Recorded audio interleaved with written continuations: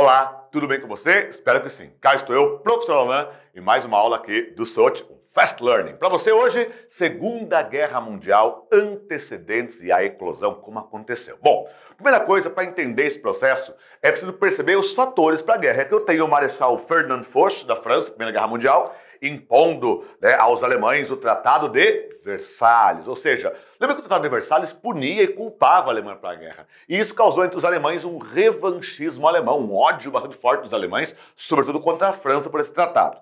Outro ponto foi o nacionalismo italiano com sua vitória amputada, ou seja, o sentimento de que a Itália, embora vencedora também na guerra, acabou não recebendo os prêmios que Inglaterra e França haviam prometido. Resultado, houve uma frustração. E também temos aqui os efeitos terríveis da crise 29, com hiperinflação, desemprego, que levaram à consolidação dos regimes nazifascistas na Europa, promovendo então a ascensão de Adolf Hitler e a consolidação de Benito Mussolini. Portanto, todos os fatores levando ao contexto de guerra, de Segunda Guerra Mundial, né?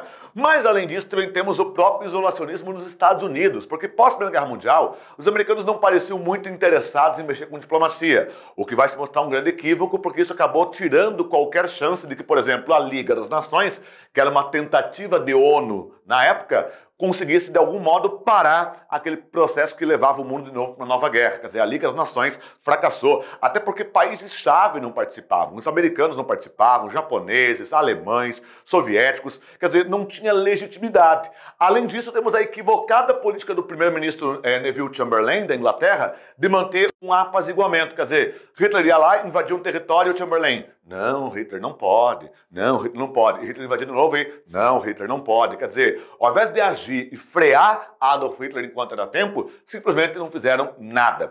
E aí por quê? Porque tanto França quanto Inglaterra tinham mais medo do expansionismo soviético. Ou seja, olha só o julgamento de França e Inglaterra. Eles achavam que Hitler seria a pessoa para proteger a Europa de alguma expansão do socialismo soviético. Quer dizer, mostrou-se um enorme equívoco, porque depois o próprio Hitler iria saquear a Europa, incluindo a França, incluindo a Inglaterra, né? Ou seja, era esse processo que se tinha. Só, aliás, olha só que interessante, né?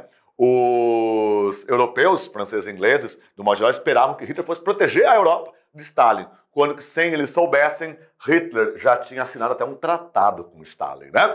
E é bom que se diga que durante esse processo de expansão, a Itália também não estava parada. A Itália, por exemplo, em 1938, havia anexado a Albânia, ali no Mar Adriático, Península Balcânica. Assim como o Japão já havia anexado a Manchúria, nordeste da China, iniciando a chamada Segunda Guerra Sino-Japonesa, né? E no momento, em 39, Hitler e Mussolini assinam um tratado. Não é mais um tratado de amizade, de aliança, não. É um tratado militar.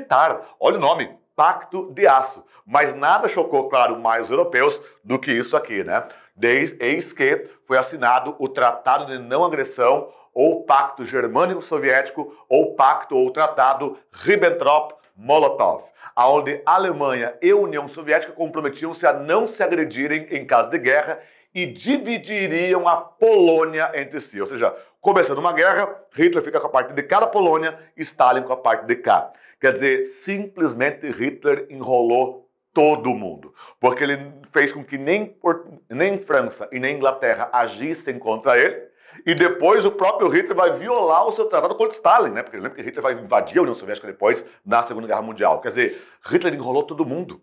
Quer dizer, eles estavam enrolando todo mundo e ninguém percebeu. E aí, quando foram perceber, era tarde demais, né? Quer dizer, o estrago já estava feito. E imagina a Polônia, né? Que de repente se via lá dividida entre a União Soviética de Stalin e a Alemanha nazista de Adolf Hitler. Quer dizer, deu muito errado aquele cálculo diplomático feito pela política do apaziguamento. Só que lá nas tantas, né, os franceses e ingleses tinham dito para Hitler: na Polônia você não pode tocar. Mas pensa comigo, se em todos os territórios que ele invadiu ninguém fez nada de fato, o que levaria Hitler a achar que se ele invadisse a Polônia alguém ia mover uma palha? Por isso que às 5 horas e 45 minutos da manhã, temos a hora, no dia 1º de setembro de 1939, começava a tragédia nesta foto aqui. Aqui você tem, desse lado é a Alemanha, desse lado é a Polônia. E aqui são soldados alemães tirando a cancela polonesa para iniciar a invasão à Polônia. Ou seja, foi uma agressão nazista à soberania polonesa que iniciou a guerra. Porque daí logo depois que Hitler invade a Polônia, finalmente França e Inglaterra fizeram alguma coisa. Mas era tarde demais, né? Foram lá e deram um ultimato a Adolf Hitler. Algo como, ou você retira suas tropas da Polônia em 24 horas, ou é guerra. Hitler, que não tinha razão nenhuma para acreditar na palavra de França e Inglaterra em relação a isso, manteve suas tropas.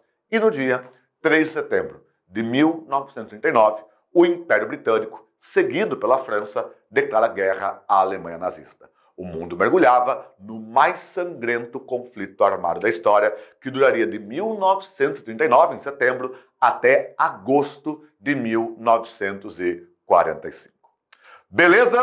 Curtiu? Entendeu? Aprendeu? Espero que sim. Então, no mais já sabe, um fortíssimo abraço. E que a força, claro, sempre esteja com você.